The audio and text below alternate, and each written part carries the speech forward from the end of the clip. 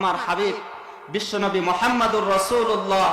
সাল্লাল্লাহু আলাইহি ওয়াসাল্লাম 1400 বছর আগে জানিয়ে গিয়েছেন, ধুলির আসনে বসে, মাটির আসনে বসে যদি কোনো বান্দা একবার সুবহানাল্লাহ পড়ে, একবার আলহামদুলিল্লাহ পড়ে, এই পৃথিবীর ধুলো ফুলো নদী নালা খাল বিল সবকিছু পাড়িয়ে, সপ্ত আকাশের চন্দ্র সূর্য গ্রহ নক্ষত্র সবকিছু মারিয়ে সর্বপ্রথম আমার আল্লাহ পাক রব্বুল আলামিনের আরশে মহল্লায় পৌঁছে যায়। সকলেই বলছি সুবহানাল্লাহ।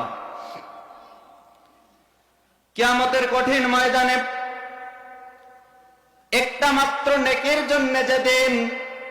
বান্দার জান্নাতের দরজায় পড়বে তালা, জাহান্নামের দরজা হবে খোলা, একটা মাত্র নেকি সেদিন দিতে চাইবে না আপনার কোনো মামা খালাম। একটা মাত্র নেকির জন্য আপনি ছুটে চলে যাবেন, আপনি আপনার ভাইয়ের কাছে একটা মাত্র নেকি নেওয়ার জন্য